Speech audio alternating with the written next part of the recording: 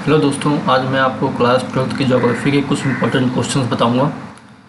Chapter का नाम है भूमि संसाधन तथा कृषि।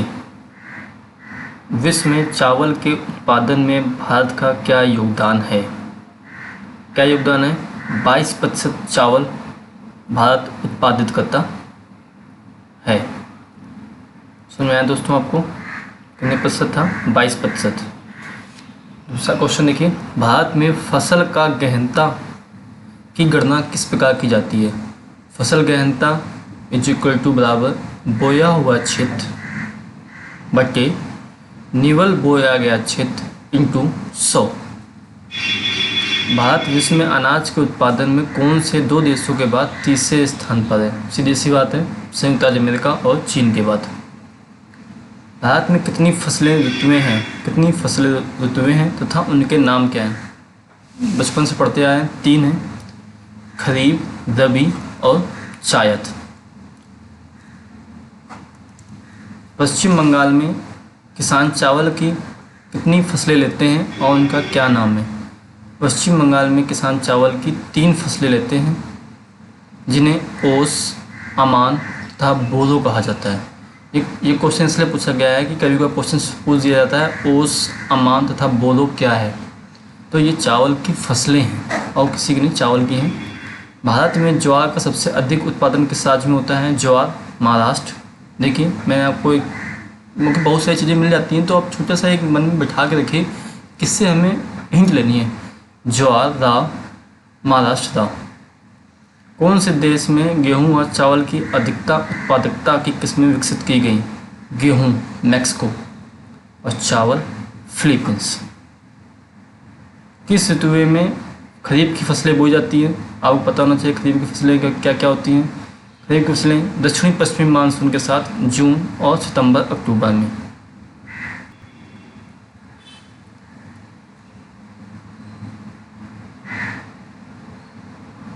चावल की खेती के लिए किस प्रकार की मिट्टी की आवश्यकता होती है? चावल की खेती के लिए चावल बोल दिया मैंने, चाय की खेती, क्षमा चाहते हैं। उष्ण आर्द्र तथा उपोष्ण आर्द्र कटिबंध जलवायु वाले तरंगित भागों पर अच्छे अपवाह वाली मिट्टी चाय के लिए अच्छी मानी जाती है। उष्ण आर्द्र तथा उपोष्ण आर्द्र कटिबंधीय जलवायु वाले तरंगित भागों पर। बंजर व व्यर्थ भूमि का अर्थ स्पष्ट कीजिए। वह भूमि जो प्रचलित प्रौद्योगिकी की मदद से भी कृषि योग्य नहीं बनाई जा सकती, जैसे मरुस्थल, पहाड़ी क्षेत्र आदि बंजर या व्यर्थ भूमि कहलाती है। कहने का मतलब है वह भूमि जो प्रचलित प्रौद्योगिकी की मदद से, मतलब बहुत सारे रसायन आते हैं जिससे हम डाल देते हैं खेतों में और भूमि उपजाऊ हो जाती है। हमारे देश के उत्तर पश्चिम भाग में अमेरिकन कपास को क्या कहा जाता है? अमेरिकन कपास। उत्तरी पश्चिमी भाग में नरमा।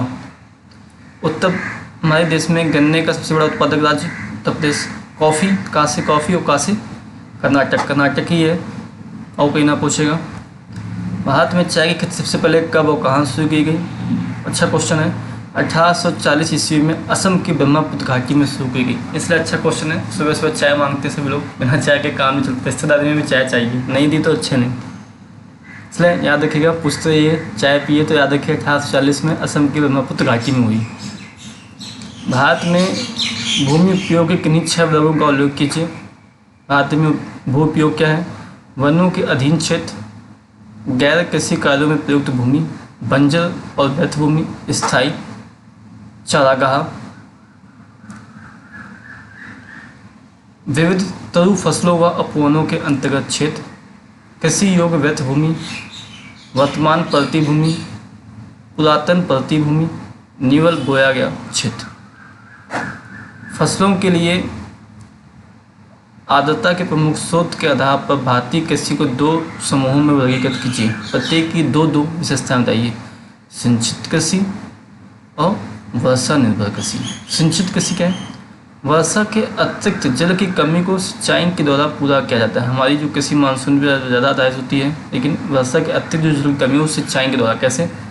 इसका उद्देश्य अधिकतम क्षेत्र को पर्याप्त आर्द्रता उपलब्ध कराना, नहीं पूछाना है। फसलों को पर्याप्त मात्रा में पानी उपलब्ध कराकर अधिकतम उत्पादकता प्राप्त करना तथा कृषि योग्य क्षेत्र को बढ़ावा देना। वर्षा योग्य भूमि क्या है हमारे यहाँ, क्या है, यह उन प्रदेशों तथा सीमित है जहाँ वार्षिक वर्षा 75 सेंटीमीटर से कम है।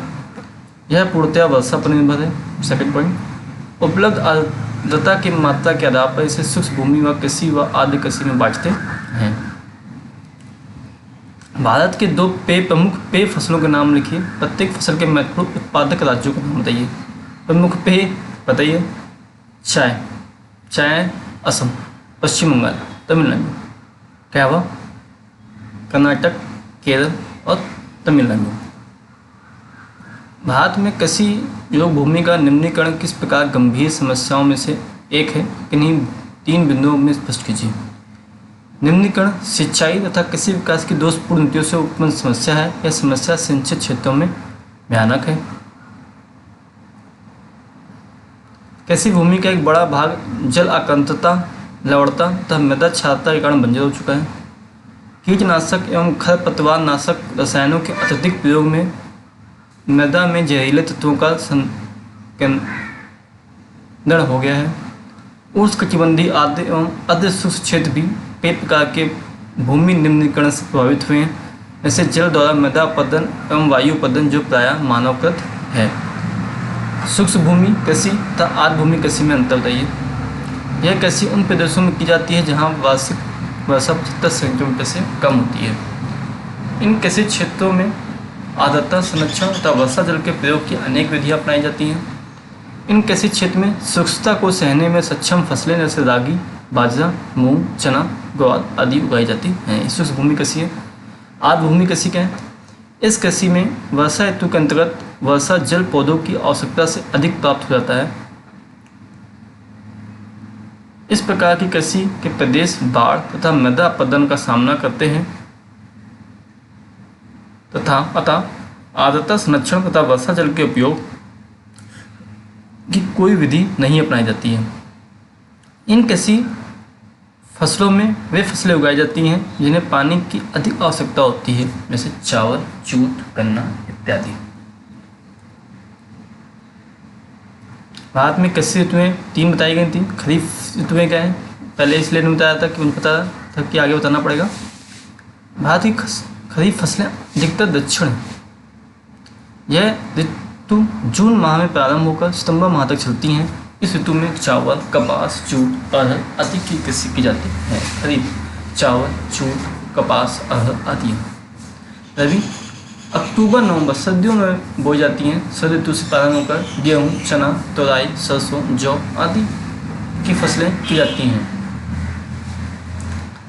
आप देखते होंगे उस समय जब होली दहन होता है तो लोग चने की हरीरी लेके जाते हैं, बुहारे बोलते हैं, भूंजते रहते हैं, सरसों आ जाती है तो अक्टूबर नवंबर में चल जाती हैं। जायद क्या है, जायद एक अल्पकालिक फसल ऋतु है जो रबी की कटाई के बाद प्रारंभ होती है।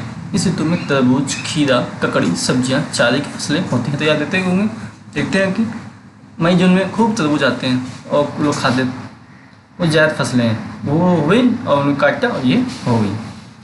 छोटी कृषि जोत तथा कृषि योग्य भूमि का निम्नीकरण भारतीय कृषि की 2 प्रमुख समस्याएं किस प्रकार हैं, उदाहरण सहित स्पष्ट कीजिए।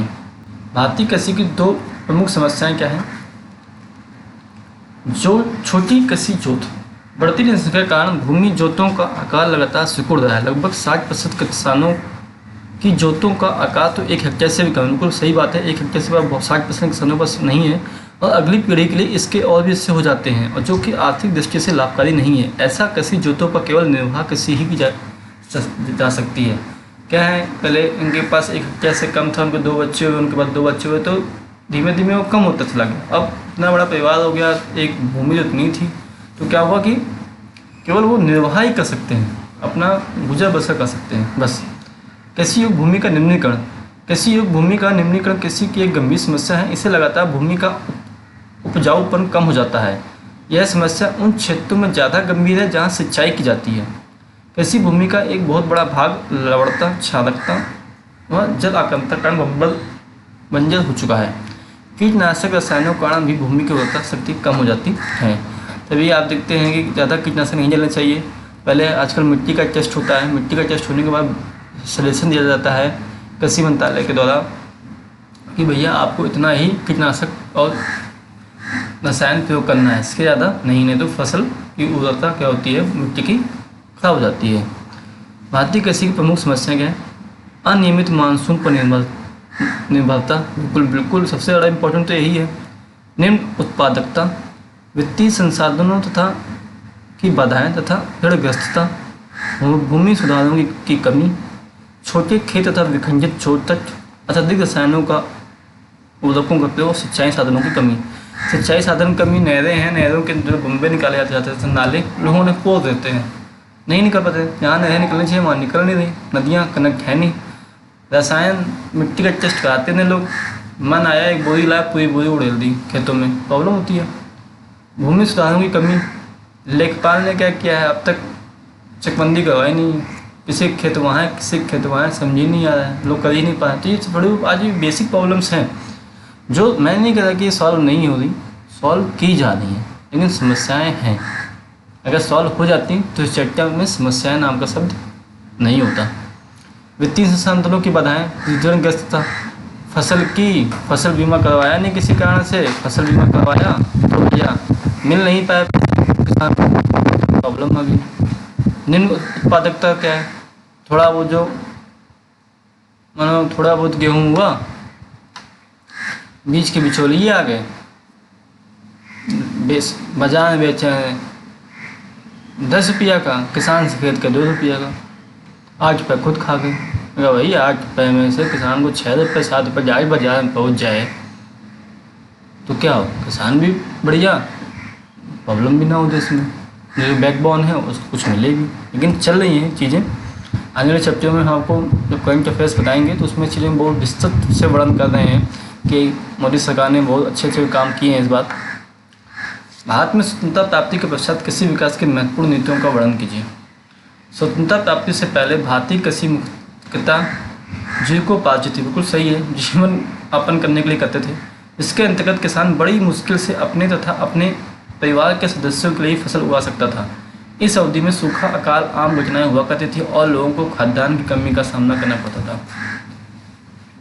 स्वतंत्रता प्राप्ति के तुरंत बाद सरकार ने खाद्यान्नों के उत्पादन को बढ़ाने के लिए कई उपाय किए, जिनका उद्देश्य निम्नलिखित है। व्यापारिक फसलों के स्थान पर खाद्यान्नों की कृषि को बढ़ावा देना, कृषि गहनता को बढ़ाना और कृषि योग्य बंजर तथा प्रति भूमि को कृषि भूमि में परिवर्तित करना। केंद्र सरकार ने 1960 में गहन क्षेत्र विकास कार्यक्रम intensive area development programme ILDP तथा गहन कृषि क्षेत्र कार्यक्रम intensive agriculture area programme IAAP आरंभ किया। गेहूँ तथा चावल के अधिक उपज देने वाले बीज भारत में लाए गए। रासायनिक उर्वरकों का उपयोग तथा सिंचाई की सुविधाओं में सुधार एवं उनका विकास किया गया। इन सबके संयुक्त प्रभाव को हरित क्रांति, ग्रीन रिवॉल्यूशन के नाम से जाना जाता है। हरित क्रांति आई, श्वेत क्रांति आई, लाल क्रांति आई, नीली क्रांति आई, ये सब इसीलिए आई कि एक एक पढ़े को हम ऊपर क्यों लेके जाएं, और हमने ऐसा किया भी। भारत में कैसे हरित क्रांति की क्या भूमिका रही? बहुत अच्छा क्वेश्चन है। उसमें बहुत गरीबी थी, इसलिए हरित क्रांति लाना जरूरी था। भारत में 1960 के दशक खाद्यान्न फसलों के उत्पादन में वृद्धि करने के लिए अधिक उत्पादन देने वाली नई किस्मों के बीज किसानों को उपलब्ध कराई गई। किसानों को अन्य कृषि निवेश भी उपलब्ध कराए गए, जिसे पैकेज प्रौद्योगिकी के नाम से जाना जाता है। इसके फलस्वरूप पंजाब, हरियाणा, उत्तर प्रदेश, आंध्र प्रदेश, गुजरात राज्यों में खाद्यान्नों में अभूतपूर्व वृद्धि हुई। इसे हरित क्रांति के नाम से जाना जाता है। हरित क्रांति की विशेषताएँ क्या हैं? उन्नत किस्म के बीज उपलब्ध रहे गवर्नमेंट के द्वारा, भैया सस्ते में लो, बढ़िया उपजाओ। सिंचाई की सुविधा, नहरों तक पानी दिया गया, ट्यूबवेल की व्यवस्था करवाई गई, रासायनिक उर्वरक बनवाए गए, कुछ मुफ्त दिए गए, सब्सिडी दी गई। कीटनाशक दवाइयाँ, लोगों को नहीं पता था कि इसमें कीड़ा लग जाता है, जागरूक किया गया, उसके बाद दिया गया। और कृषि मशीनें, घर घर गाँव में गई हैं मशीनें, चारा काटने के लिए थ्रेसर गए हैं, हेल्प हुआ है। भारतीय अर्थव्यवस्था में कृषि का क्या महत्व है? 6 पॉइंट बताएंगे, बहुत ज़्यादा इंपॉर्टेंट है, ध्यान से देखिए। देश की कुल श्रमिक शक्ति का 70% भाग कृषि का ही है। बताइए, कुल राष्ट्रीय उत्पाद में 26% योगदान कृषि का है। कृषि से कई प्रधान उद्योगों को कच्चा माल मिलता है, जैसे कपास, जूट उद्योग, चीनी। कैसी नहीं होगी, कच्चा माल नहीं मिलेगा, क्या कर लोगे? चाइना से लेके आएंगे ना ना। तो बस किसानों की वैल्यू कीजिए। कृषि से ही पशुओं को चारा प्राप्त होता है। लगभग 1100 करोड़ जनसंख्या को भोजन कृषि से ही प्राप्त होता है। स्वाभाविक है, 1100 करोड़ क्यों, पूरे लोगों को ही कृषि से ही भोजन मिलता है। कृषि भारतीय अर्थव्यवस्था की आधारशिला ही नहीं बल्कि जीवन यापन की ही विधि है। साझा संपत्ति संसाधन का अर्थ स्पष्ट करते हुए विशेषता बता दी। भूमि के स्वामित्व के आधार पर भूमि संसाधनों को 2 वर्गों में बांटा जाता है, निजी भू संपत्ति, साझा संपत्ति संसाधन। निजी संपत्ति पर व्यक्तियों का निजी स्वामित्व या कुछ व्यक्तियों का सम्मिलित निजी स्वामित्व होता है, जबकि साझा संपत्ति सामुदायिक उपयोग हेतु राज्यों के स्वामित्व में होता है। इसकी विशेषताएं क्या है? पशुओं के लिए चारा, घरेलू उपयोग, ईंधन, लकड़ी, साथ ही अन्य वन उत्पादक जैसे फल, रेशे, गिरी, औषधि पौधे आदि साझा संपत्ति संसाधन में ही आते हैं।